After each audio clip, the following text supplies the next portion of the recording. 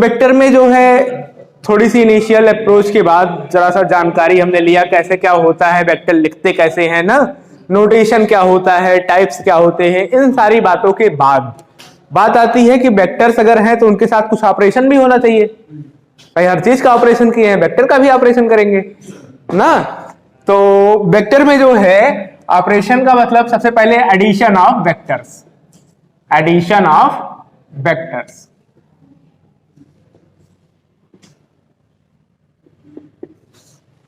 Addition में दो तरीके के नियम है ना। एक जो है पहला चलता है ट्रायंगल लॉ, ट्रायंगल लॉ। तो ट्रायंगल लॉ में क्या होता है, जैसे ये है वेक्टर ए, कहीं और है मान लीजिए वेक्टर बी ना, वेक्टर बी को हम पैरेलली डिस्प्लेस करके जो है इस वेक्टर ए के पास लाएंगे। पैरेलल ले आने का मतलब इसकी डायरेक्शन नहीं चेंज करना ना। अगर आप इसको जो है यहां से रिप्लेस कर रहे हैं, यहां ला रहे हैं, तो डायरेक्शन उसकी चेंज नहीं हो रही। यहां लाके लगा दीजिए इसकी टेल के पास, तो ये क्या हो जाएगा, वेक्टर बी।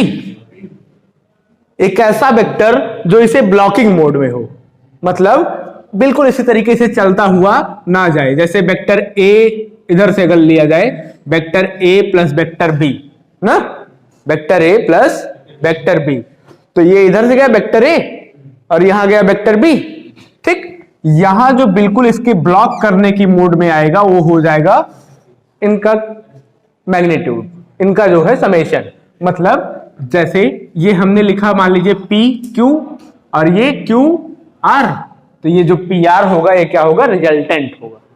तो यहां से ट्रायंगल लॉ क्या कहता है, vector P R equal to, vector P R is equal to vector P Q plus vector Q R, vector P Q plus vector Q R. Position vector को हम sense लेते हैं कहां से, ओरिजिन से। पोजीशन वेक्टर मतलब कहां से लिखा जाता है, ओरिजिन से। और जो वेक्टर के कंपोनेंट होते हैं एक्स एक्सिस पे कुछ डिस्टेंस होगा, वेक्टर का जो यहां मैथमेटिक्स वाला अप्रोच है वो लेके हमें जाता है 3 डायमेंशन तक ना, यही तो होता है। वेक्टर की जो मैथमेटिक्स है वो लेके कहां जाएगी, 3 डायमेंशन तक। हम अपने पास से एक ओरिजिन सपोज करेंगे, कहीं भी हम कार्टेशियन प्लेन में जो है, प्लेन नहीं बोल सकते, कार्टेशियन स्पेस में, ये जो 3 डायमेंशनल स्पेस है इसमें हम कहीं भी जो है ओरिजिन को रख सकते हैं। ठीक, किसी वेक्टर के पास ओरिजिन को रख दीजिए ना। अब ओरिजिन से ही सारी कैलकुलेशन होती है, 0 0 0 0 0 0 कोऑर्डिनेट होगा, 0 0 0 से ही सारे वेक्टर के डिस्टेंस मेजर करेंगे, सब कुछ वहीं से मेजर होगा। हमेशा ध्यान रहे कि ये जो है, जैसे ये वेक्टर ए आया यहां से यहां तक, फिर ये वेक्टर बी गया, तो इसे ब्लॉक करते हुए ही ये जाए। अगला जो रिजल्टेंट वेक्टर आएगा वो इसे ब्लॉक करके आएगा ना। अगर ये साइकिल पूरी कंप्लीट हो गई, साइकिल पूरी कंप्लीट हो गई इन द सेंस कि जैसे ये था वेक्टर ए, ये है जो है वेक्टर बी ना, और इसी डायरेक्शन में बिल्कुल ऐसे चलते हुए आके जो है साइकिल कंप्लीट कर दिए, साइकिल ब्लॉक नहीं साइकिल कंप्लीट कर दिए, तो इन तीनों का सम जो आएगा वो 0 आएगा। कुल मिला के कहने का मतलब ये है, जैसे यहां नाम दे दिए पी क्यू आर, तो vector P Q plus vector P Q plus vector Q are plus vector RP. Vector RP हमने ये भी जाना था पहले इस दिन क्या, कि वेक्टर आरपी का मतलब सेंस क्या है, सेंस ऑफ वेक्टर क्या चीज होती है। वेक्टर आरपी मतलब आर इसकी टेल है और पी इसकी हेड है ना। ये टर्मिनल है, टर्मिनल पॉइंट क्या है, पी है, और इनिशियल पॉइंट क्या है, आर है।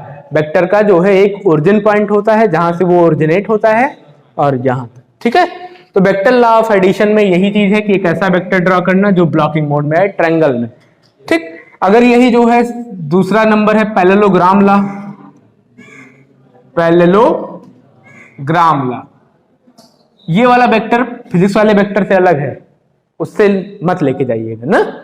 अलग मतलब काम तो कुछ कुछ वही जो है मिले। तो ट्रायंगल लॉ में के एडिशन में क्या निकला रिजल्ट, कि दो वेक्टर का एडिशन जो होगा जब होगा तो उनका जो रिजल्टेंट आएगा, तो रिजल्टेंट की डायरेक्शन क्या होगी, दोनों वेक्टर के ब्लॉकिंग मोड में होगी, है ना। फिर पैरेललोग्राम लॉ ऑफ एडिशन, अगर जो है वेक्टर दो पैरेललोग्राम की दो साइड को रिप्रेजेंट कर रहा है, जैसे ये मान लीजिए है वेक्टर ए और ये है वेक्टर बी, तो पैरेललोग्राम को कंप्लीट कर दीजिए, इसी के पैरेलल एक वेक्टर खींच दीजिए, ये क्या हो जाएगा, वेक्टर बी, अगर डायरेक्शन इधर दे दें तो वेक्टर बी हो गया, ये वेक्टर बी तो ये भी वेक्टर बी। ठीक है, रिप्लेस आप कहीं भी कर सकते हो। और ये क्या हो गया, वेक्टर ए। तो जो रिजल्टेंट होता है, पैरेललोग्राम लॉ कहता है कि जो रिजल्टेंट आएगा भैया उसका डायरेक्शन क्या होगा, इसी के डायगोनली, ये जो डायगोनल वाली डायरेक्शन है ये हमारी क्या है, vector A plus vector B.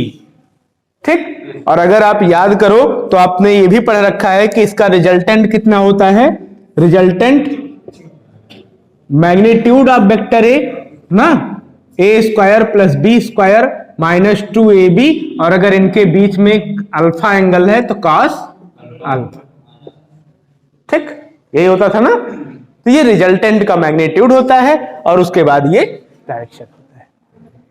इसी को फॉलो नहीं कर पाता है वो आपने फिजिक्स में पढ़ रखा है, क्या बोलते हैं, करंट, करंट ना, इलेक्ट्रिक करंट बोला जाता है कि करंट की डायरेक्शन, करंट स्केलर क्वांटिटी है, या जो है करंट टेंसर क्वांटिटी है, ऐसा बोल दिया था ना, करंट टेंसर क्वांटिटी है। क्यों भाई करंट टेंसर क्वांटिटी है? अगर आपको पता है कि करंट किधर चलती है, इलेक्ट्रॉन के अपोजिट, जिधर इलेक्ट्रॉन चलते हैं उधर अपोजिट चलती है ना, तो अगर इलेक्ट्रॉन के अपोजिट चलती, पता चल गया कि इलेक्ट्रॉन कहां से चल रहे हैं, जहां कैथोड लगा होगा वहां से जो है इलेक्ट्रॉन इमर्ज होंगे, यही तो होता है कुछ, ऐसे कुछ ना, जो भी रहता है तो ऐसे कुछ रहता है ना। तो अगर वहां से इलेक्ट्रॉन इमर्ज हो रहे हैं तो पता है कि डायरेक्शन अपोजिट है ना, तो डायरेक्शन अपोजिट है, फिर कैसे बोले कि जो है ये इलेक्ट्रिसिटी, जो इलेक्ट्रिक करंट है वो स्केलर क्वांटिटी है या फिर टेंसर क्वांटिटी है। कई चीजें अलग अलग साइंटिस्ट अलग अलग बातें बोलते हैं, कैसे पता, क्योंकि वो वेक्टर लॉ ऑफ एडिशन को नहीं फॉलो करता, इसलिए बोलते हैं। और बाकायदे प्रूफ के साथ आपको दिखाया भी जाता है, 12th में ही दिखाया जाता है, जब आप इलेक्ट्रिसिटी पढ़ना स्टार्ट करते हैं तो उसमें करंट जो है वेक्टर लॉ ऑफ एडिशन को फॉलो नहीं करता, इसलिए बोलते हैं कि जो है ये स्केलर क्वांटिटी। तो अगर वेक्टर है तो वो वेक्टर लॉ ऑफ एडिशन को फॉलो करेगा, और वेक्टर नहीं है तो फॉलो नहीं करेगा। सपोज अगर सब्ट्रैक्शन करना हो, सब्ट्रैक्शन करना हो तो भी ना, तो ये जैसे वेक्टर ए है, वेक्टर ए और वेक्टर बी कहीं ऊपर है तो नीचे लगा दीजिए तो क्या हो जाएगा, माइनस वेक्टर बी। डायरेक्शन अगर उसकी पलट देंगे तो क्या हो जाएगा, माइनस वेक्टर बी। तो अगर फिर इन दोनों को ब्लॉकिंग मोड में लेके आइए, ये ब्लॉक किया तो ये जो है vector A minus vector B को रिप्रेजेंट करेगा। ठीक है, तो ट्रायंगल लॉ से भी ऐड करना हो वेक्टर को, या जो है पैरेललोग्राम लॉ से करना हो, कोई प्रॉब्लम नहीं है, ऐड करने के क्वेश्चंस भी नहीं मिलने वाले हैं। आगे बढ़ते हैं।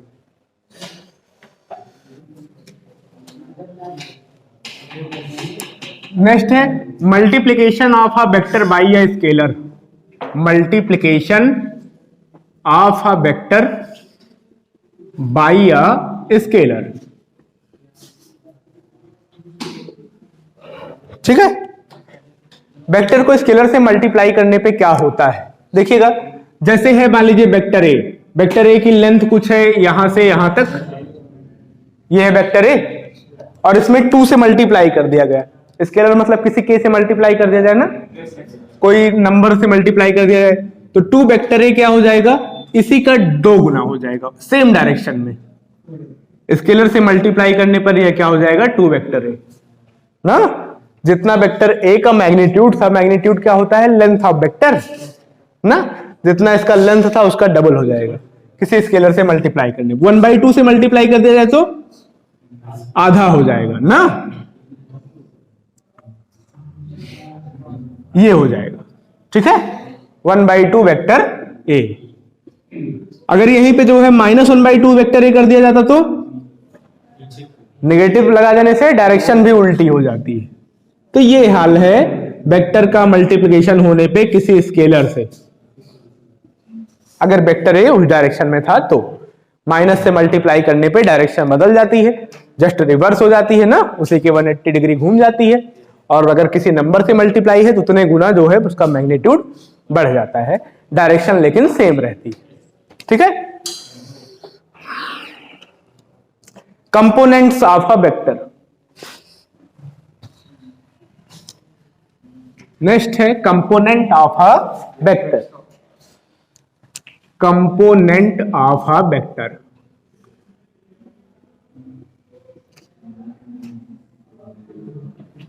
बात की जाए जैसे वेक्टर के कंपोनेंट की, तो हमने पहले ही देखा हुआ है। मान लीजिए जैसे कोई सॉलिड सा स्ट्रक्चर उठा लेते हैं, एक क्यूबाइड उठा लिया हमने ना,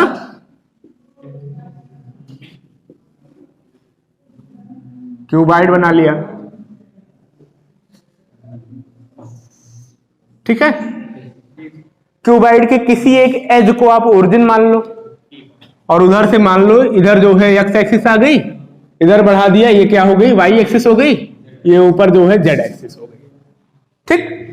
अब इसके सारे कॉर्नर किसी ना किसी पॉइंट को रिप्रेजेंट करेंगे ना। इस पर जो आया वो डिस्टेंस हम मान लेते हैं एक्स एक्सिस पे ए डिस्टेंस है, ए डिस्टेंस है, ठीक है। सबका पहले नामकरण कर दें, A B C D E F G, और कोई बचा है, ये ओ, कहां बचा है ना, सारे एज हो गए। मान लेते हैं एक्स एक्सिस पे उसने ए डिस्टेंस कवर किया, वाई एक्सिस पे बी का और जेड एक्सिस पे सी का। तो जरा एक्स एक्सिस पे इसका जो है कोऑर्डिनेट बताइएगा। ए का कोऑर्डिनेट एबीसी डिस्टेंस है, साइड्स उसकी एबीसी हैं, ए लेंथ है, बी ब्रेड्थ है और सी हाइट। क्यूब के जो है वो बताइए कोऑर्डिनेट्स। ए पर एक्स एक्सिस है ना, ये एक्स एक्सिस पे क्या होगा, वाई और जेड जीरो होगा, तो इसका कोऑर्डिनेट होगा ए 0 0। ये किस पर है, एक्स वाई प्लेन पर, एक्स वाई प्लेन पर, एक्स वाई प्लेन पर जो है क्या होगा, जेड का कोऑर्डिनेट 0 होगा, तो क्या बनेगा ए बी 0। ये किस पर है, वाई एक्सिस पर है, इसका कोऑर्डिनेट क्या होगा 0 0 0 0 बी 0 ना। इस पर ई का कोऑर्डिनेट, हाँ क्या सी है, वाई एक्सिस है ना, वाई पे हमने बी बोला है, ठीक है। ये क्या है, एक्स जेड प्लेन है, एक्स जेड प्लेन पर वाई 0, एक्स जेड प्लेन पर वाई 0, एक्स जेड प्लेन पर वाई 0 मतलब ए 0 सी, ठीक। डी वाला कोऑर्डिनेट 0 0 सी, क्योंकि जेड एक्सिस पे था, ठीक है। सबके कोऑर्डिनेट लिख सकते हैं ना।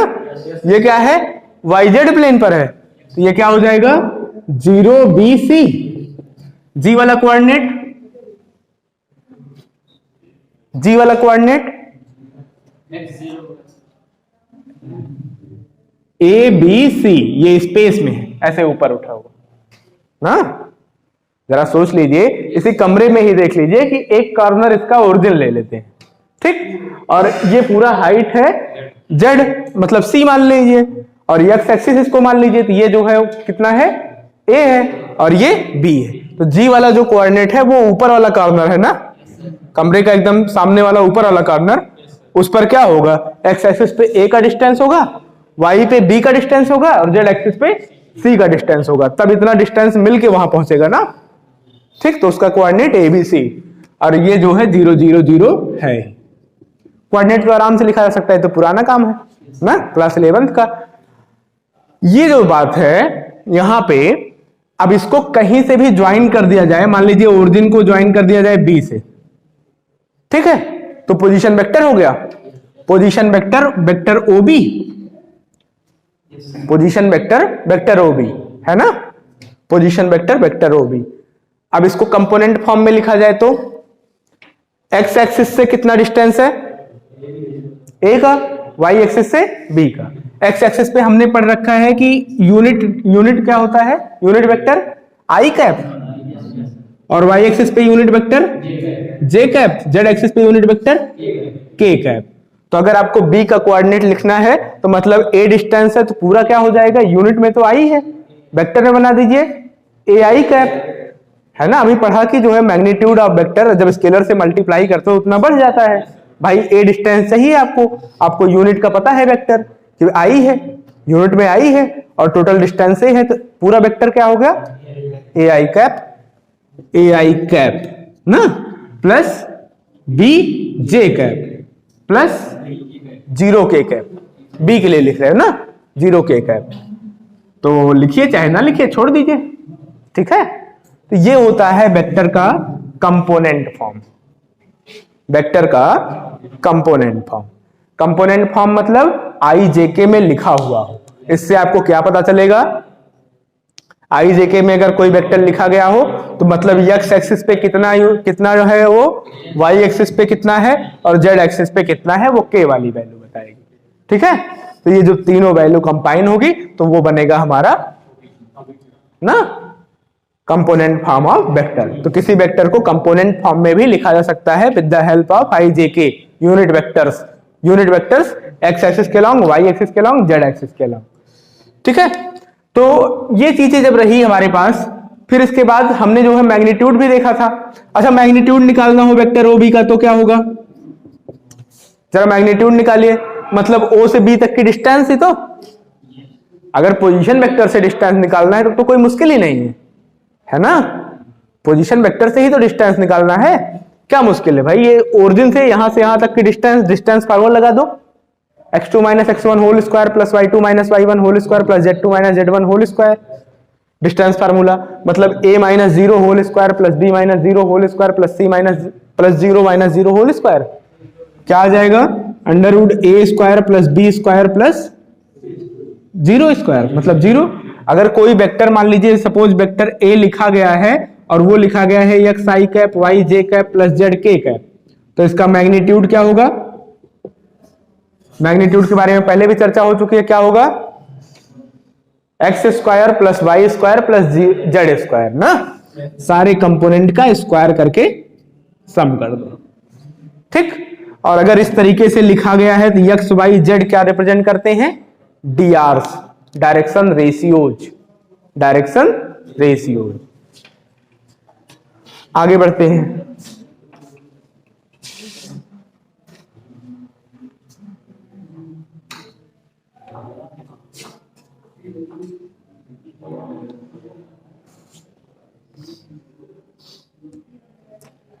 कुछ इसमें खास बातें भी हैं, वो भी ध्यान लीजिए।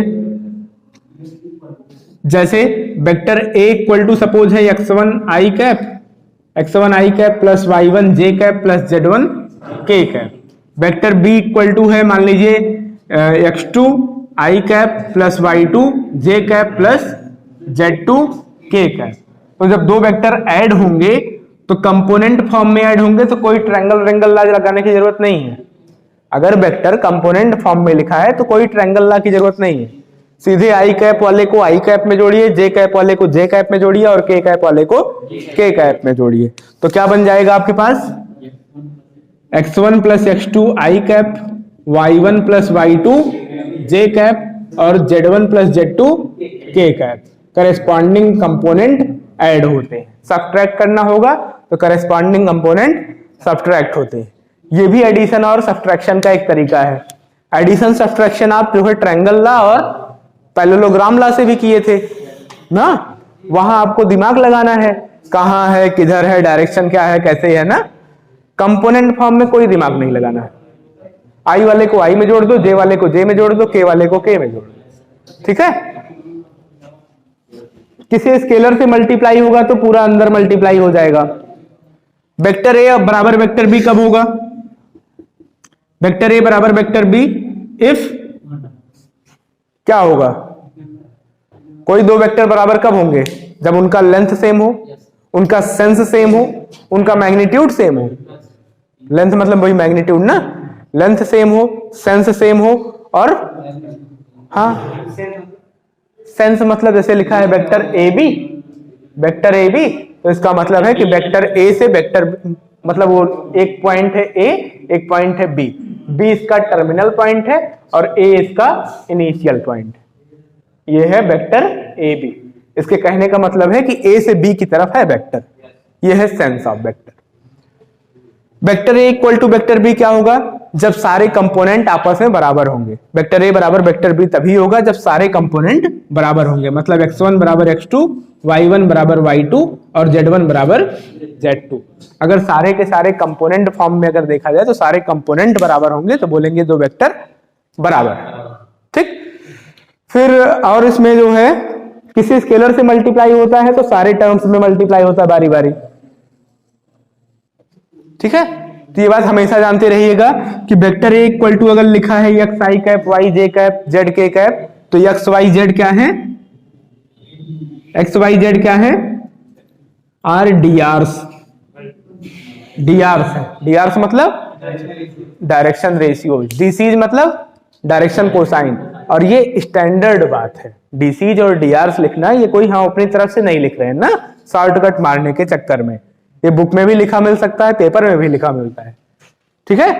तो डीसीज और डीआर्स के नाम से ही जानते हैं, फॉर्म उसका होता है, फुल फॉर्म जो है डायरेक्शन कोसाइन और डायरेक्शन रेशियो। डायरेक्शन कोसाइन क्या होते हैं, छोटा होता है, डायरेक्शन कोसाइन छोटा होता है, वो यूनिट वेक्टर को रिप्रेजेंट करता है। अगर ये यूनिटी की फॉर्म में लिखा हो, जैसे आई कैप प्लस जे कैप प्लस के कैप, कुछ ऐसा टाइप का, तो यूनिट वेक्टर जब बनाएगा 1/√3 आई कैप बताते हैं, वो सब आएगा। Next, vector joining 2 points, vector joining 2 points.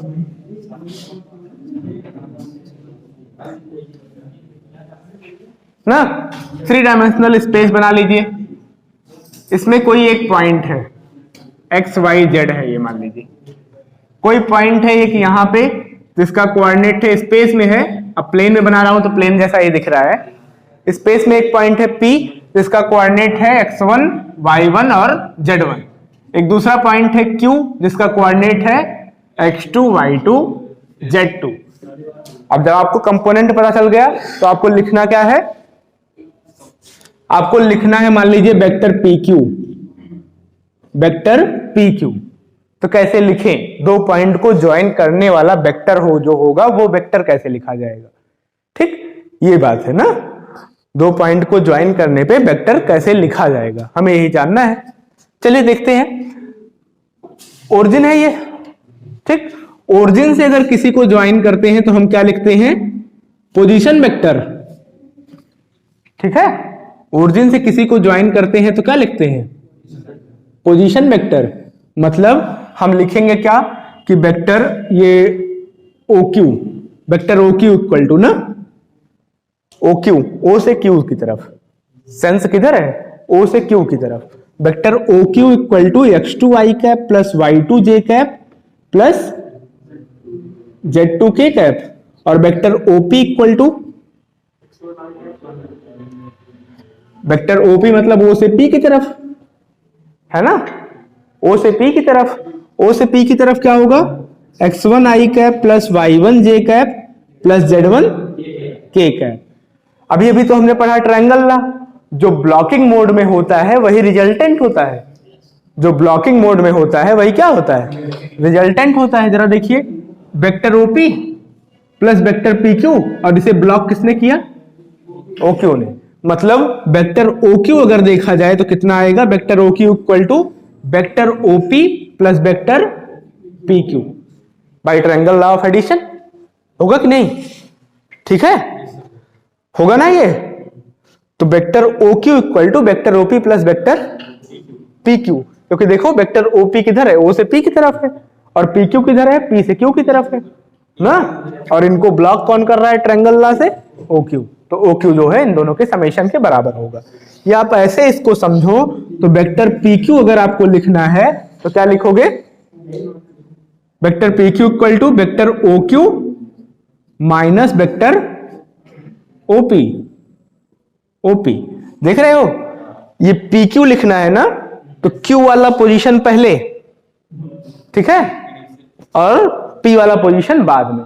अगर इसको भाषा में जो है ढाला जाए तो हमें अगर लिखना है तो वेक्टर PQ तो मतलब position vector of final point, final point, PV मतलब पोजीशन वेक्टर ना, minus position vector of initial point, position vector of initial point. तो position vector of final point, position vector अगर हम ओरिजिन से लिखते हैं तो हमारे लिए आसान ही होता है लिखना।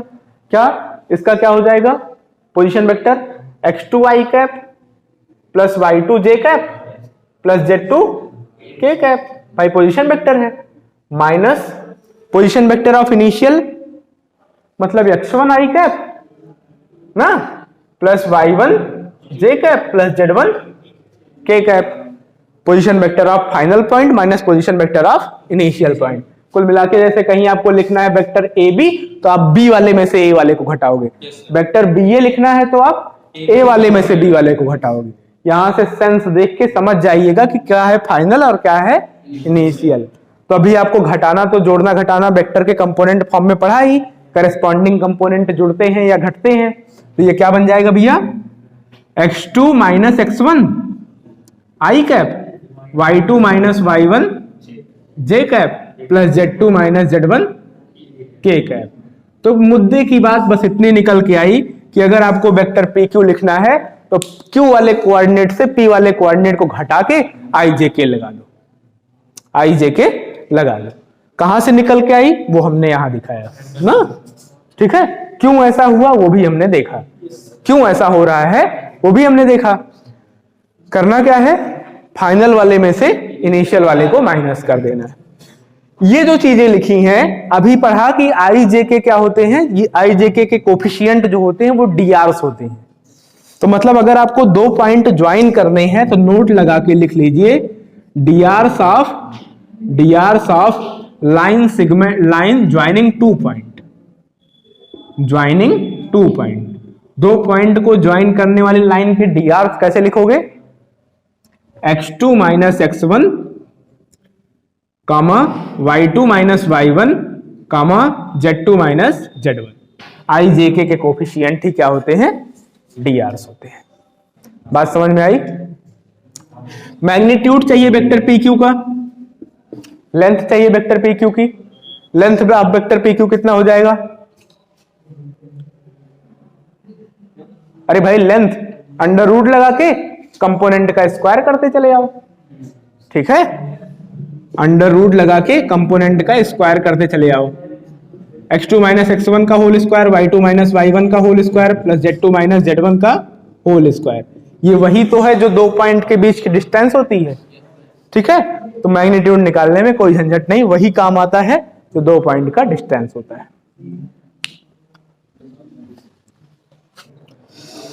जैसे एक पॉइंट हो गया P, एक पॉइंट हो गया Q ना, एक पॉइंट हो गया P और एक पॉइंट हो गया Q। P का पोजीशन वेक्टर मान लीजिए जो है, जैसे ये ओरिजिन है, P का पोजीशन वेक्टर कुछ है, सपोज ये क्या है वेक्टर A, और Q का पोजीशन वेक्टर कुछ है, वो क्या है वेक्टर B। P का पोजीशन वेक्टर होगा, Q का पोजीशन वेक्टर होगा। ओरिजिन से जो चीज होती है उसे पोजीशन वेक्टर बोलते हैं ना, ओरिजिन से जो डायरेक्शन होता है और कंपोनेंट फॉर्म में लिखा हो पोजीशन वेक्टर है हमारा। इसके बीच में कोई एक पॉइंट है R ना, जो PQ को ज्वाइन करने वाली जो लाइन है उसको कुछ रेशियो में बांटता है, ठीक। मान लीजिए कि कितने रेशियो में बांटता है, m/n। तो इस R का पोजीशन वेक्टर कितना होगा, सवाल यही, R का पोजीशन वेक्टर कितना होगा, ठीक है। अगर दो पॉइंट है, एक है P एक है Q, उनको ज्वाइन करने वाले लाइन पे कोई पॉइंट R है जो उसको m/n में डिवाइड करता है, ठीक है। तो R का पोजीशन वेक्टर कितना होगा, यहां पे जो है हेडिंग पड़ेगी सेक्शन फार्मूला, सेक्शन फार्मूला। उसमें नंबर 1 इंटरनल सेक्शन, ये कैसा सेक्शन है, इंटरनल सेक्शन, ठीक है।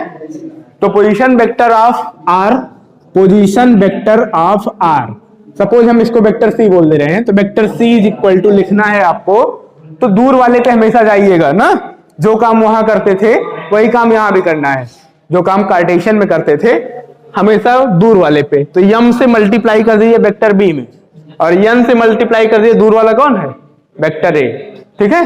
तो m vector B plus n vector A upon m plus n, बस आ गया पोजीशन वेक्टर, ठीक है। कोऑर्डिनेट वाले में आपको थोड़ा बड़ा लिखना पड़ता था, लेकिन काम यही होता था कि आप दूर वाले में मल्टीप्लाई करते थे, यहां भी दूर वाले में ही मल्टीप्लाई कर दीजिए, m vector B plus n vector A upon m plus n। ये कैसा सेक्शन है, इंटरनल सेक्शन है। फार्मूला मत याद कीजिएगा, ध्यान दीजिएगा किधर किधर को दिया है, पहले कौन दिया है बाद में कौन दिया है, ना, उसी हिसाब से अरेंज कीजिएगा, चीजें सवाल में दिखनी चाहिए। नहीं तो कई बार सवाल आंसर उल्टा आने लगेगा, परेशान रहेंगे क्या चीज है ये भाई, यम कहीं हटाए, वन यन कहीं हटाए, वेक्टर कहीं और माने। हमेशा ये ध्यान रहे कि दूर वाला मानो ना, दूर वाला।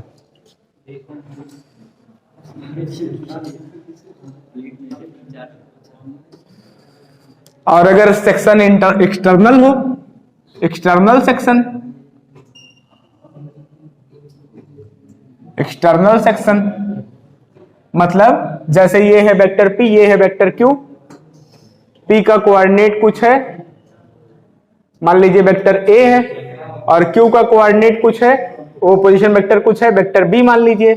वेक्टर PQ को ज्वाइन करने वाला ये वेक्टर है ना, इसके बाहर कहीं एक वेक्टर है, वेक्टर कभी खत्म तो होता नहीं है, ऐसे डायरेक्शन लगा रहेगा, इसके बाहर कोई एक वेक्टर है, वेक्टर R, ओ से ज्वाइन कर दीजिए, ये क्या है, वेक्टर OR, जो इसे जो है पूरा बड़ा वाला M और ये छोटा वाला हिस्सा बाहर वाला N, ठीक है, तो इसे डिवाइड करता है। तो इसका लिखेंगे एक्सटर्नल सेक्शन में पोजीशन कोऑर्डिनेट जो है उसका vector C equal to M vector B minus N vector A upon M minus N, जहां प्लस लगा है वहीं लगा दीजिएगा माइनस, तो आ जाएगा एक्सटर्नल सेक्शन। ठीक है, अब इस पे न्यूमेरिकल्स बचे हैं, एक चीज और जान लीजिए, न्यूमेरिकल्स थोड़ा बहुत देखिएगा और बताते हैं। फिर जो है एक बात और कि unit vector, to write unit vector, बहुत इंपॉर्टेंट काम होता है ये, unit vector along vector A, vector A। Unit vector को कैसे रिप्रेजेंट करते हो, ऊपर कैप लगा के, अगर A के अलोंग वेक्टर यूनिट वेक्टर लिखना है तो लिखोगे आप A cap, A cap equal to होता है vector A upon magnitude of vector A, ये चीज हमेशा याद रखिएगा। किसी भी वेक्टर के अलोंग अगर यूनिट वेक्टर लिखना है तो आप बोलोगे क्या, मैग्नीट्यूड ऑफ वेक्टर A। और बातें फिर आगे सवाल लगाते हैं ना।